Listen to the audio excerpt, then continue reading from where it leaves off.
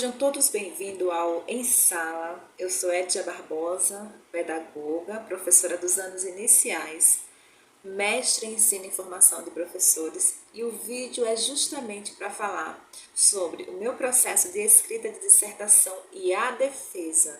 Se você está nesse processo, tem alguma dúvida ou é curioso para saber como é esse processo, principalmente se você é da área da educação, do ensino, este é o vídeo. Fique conosco.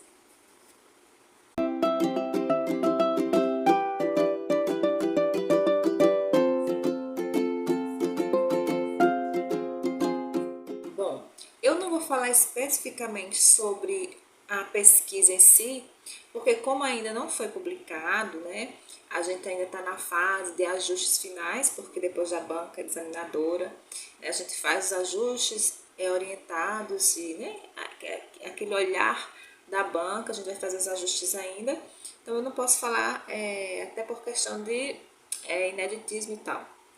Mas eu quero falar como foi o início da jornada, como eu escolhi o tema, que é muito importante para quem entra no mestrado, saber o que vai pesquisar. Então, a gente vai falar um pouquinho sobre isso. O meu tema de pesquisa surgiu desde a graduação, eu estagiei na modalidade que eu pesquisei, gostei, fiz estágios não remunerados, fiz projetos de pesquisa nessa área específica, e aí foi surgindo interesse. Na graduação mesmo, eu já tinha planejado entrar no mestrado.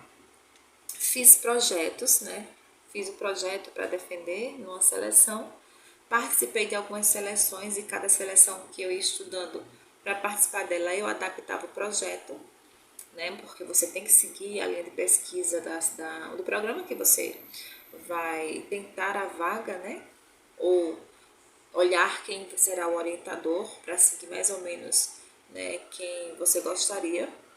E eu tive a grata satisfação assim, porque na verdade a orientadora que eu coloquei, ela não me quis, E aí a minha orientadora leu meu projeto, se interessou, achou diferente e adotou a minha pesquisa.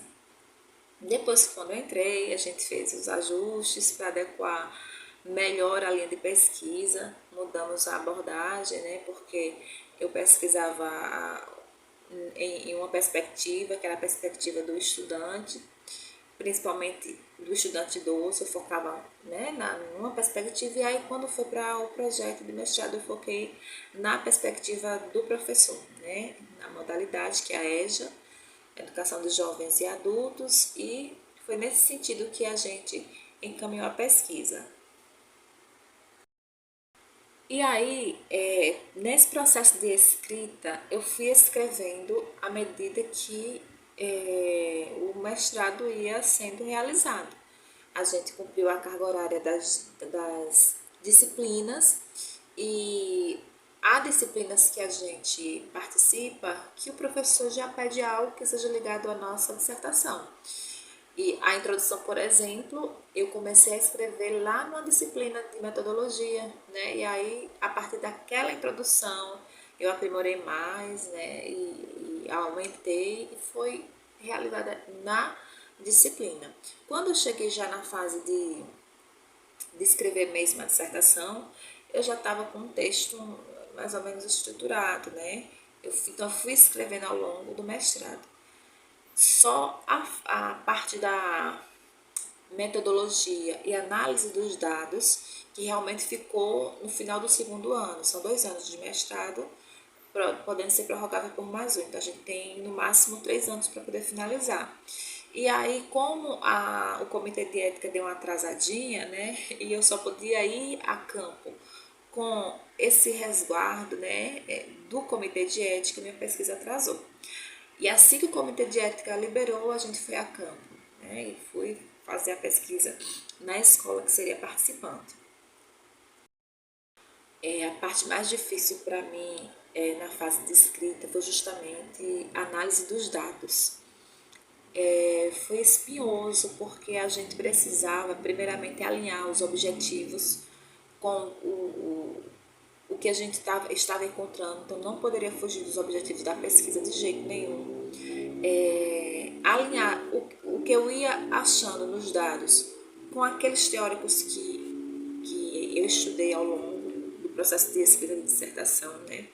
E é algo muito espinhoso, porque esta parte é realmente a análise, o achado científico, né? É o que vai fundamentar mesmo a nossa pesquisa, e isso foi muito espinhoso para mim. Claro que teve o olhar da orientadora, que foi muito importante, gente. Se talvez eu tivesse feito sozinha, não sei se eu teria dado conta, mas a orientação foi fundamental para eu conseguir me achar novamente dentro desse processo de análise, tá? Por isso é importante esse papel do orientador. E a gente às vezes ouve muito as pessoas dizendo que estão mais desorientadas, né? Mas eu sofri muito nessa fase. E porque chegou um momento que eu achei que eu não tinha capacidade, eu achei que eu não ia conseguir. Eu falava para a minha orientadora que eu estava tendo a síndrome do impostor. Eu achava que eu não sabia nem mais o que eu estava fazendo. Mas eu acredito que todo mundo que faz pesquisa em algum momento passa por esse sentimento, né? De sentir-se incapaz. Porque, gente, o trabalho intelectual é muito, muito complexo, né? Por exemplo, eu venho de escola pública a vida toda e a gente tem algumas dificuldades por conta do nosso processo educativo, né? Faltou-me algumas coisas e eu fui tendo que correr muito atrás para poder repor aquilo que eu não tinha em relação de escrita, né? Até questão de olhar também, então é muito complicado, tá? Mas venci. Para defesa, gente, a gente fechou a dissertação, enviamos para a banca examinadora e aí eu tive um tempinho para me organizar. Só que eu sou professora também, eu estou em sala, eu sou da rede básica e eu não sei como é em outras regiões, mas aqui é muito puxado, a gente tem muito serviço fora de sala. Eu passo 4 horas em sala e muitas vezes eu tenho que passar mais tempo fora de sala preparando aula, fazendo a parte burocrática. E agora a gente aqui tem um decreto que a gente tem 48 horas para atualizar o diário, não posso atrasar planejamento, então são muitas demandas. E fora também outros trabalhos que eu faço com a formação de professores. E aí eu vim realmente me organizar para a apresentação uma semana antes, organizando slide. E aí eu treinei, né? Botei o slide e treinei como seria a apresentação. Só que toda vez que eu treinava dava mais de 30 minutos. Vocês percebem, eu falo assim, às vezes eu falo muito devagar, né? E aí não pode, é de 20 a 30 minutos. E por último, já um dia anterior, eu enxuguei a introdução, né? Botei apenas alguns autores na parte do referencial teórico que eu iria falar na hora, porque a banca já tinha lido o meu trabalho, então a banca já sabia, né? O que teria ali. Então, fui bem sucinta mesmo e foquei nos resultados, né? Nas narrativas, eu trabalho com pesquisa narrativa. E foi tranquilo, tá?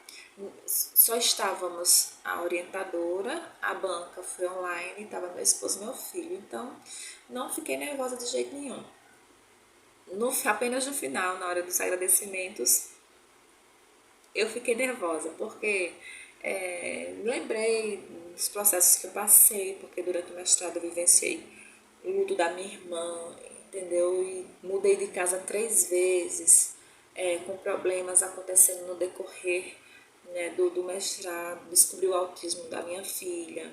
Então como a minha pesquisa fala, né, o professor não é só professor, ele também é uma pessoa, ele tem problemas, né, tem a sua própria vida, então as nossas identidades elas se cruzam. E não foi diferente comigo também no mestrado. A minha identidade de mãe, de esposa, de profissional se cruzou com a minha identidade de mestranda. Não, foi muito difícil, não vou dizer que foi fácil. Apesar do programa ser empático, né, da minha orientadora ser muito humana, mas são questões difíceis de se resolver, né? Eu quase desisti. Eu só não desisti, usei uma força mental muito grande, recorri à espiritualidade muitas vezes para fechar um ciclo, porque é tão ruim a gente começar alguma coisa e não terminar. E houve uma época da minha vida que eu sempre começava as coisas e não concluía. E eu prometi para mim mesma que o que eu começasse, a partir de determinado dia eu terminaria. E foi assim que consegui, defendi, enfim.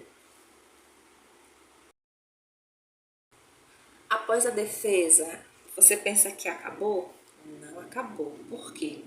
Tem né, aquelas considerações da banca examinadora, às vezes tem uma correção aqui ou outra, por exemplo, houve recentemente mudança da ABNT, então eu vou ter que alterar toda a ABNT no texto, mas eu ainda não peguei no texto, eu vou pegar só depois, eu vou pegar em setembro só, estamos em agosto, eu vou pegar só em setembro porque eu quero dar esse descanso mental, vou focar em outras coisas. E agora acredito que, enfim, eu possa dar uma atenção melhor ao meu canal, entendeu? Porque eu estava sentindo falta de outras atividades na minha vida. Eu estava muito focada. Por exemplo, eu gosto muito de ler e eu não estava tendo tempo de leitura. Leitura por hobby mesmo, como forma de aliviar o cansaço mental. A gente lê por prazer. Eu não tinha mais leitura por prazer.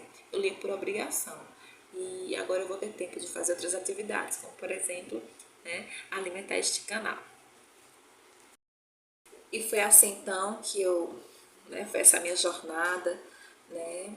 Aqui eu só falei só de algumas coisas, tiveram pessoas que passaram por ela e que me ajudaram muito, né? Enfim, outro aspecto que eu quero falar, que o mestrado não é, como eu falei até no Instagram esses dias, não é para glamorizar ninguém. O fato da gente ter um título de mestre não nos torna melhor ou pior do que ninguém.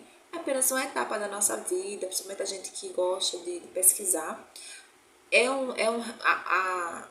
A legislação, o Plano Nacional de Educação, por exemplo, ele pede que se tenham mais professores, né, pós-graduados, não só especialistas, mas também, né, mestres, doutores, porque isso é bom para o chão da escola, porque a gente vai estar sendo qualificado. Então, quando a gente fecha um mestrado, o benefício não é apenas daquela pessoa, mas é também um benefício para a comunidade, né, que aquela pessoa está inserida, para o município que aquela pessoa está inserida.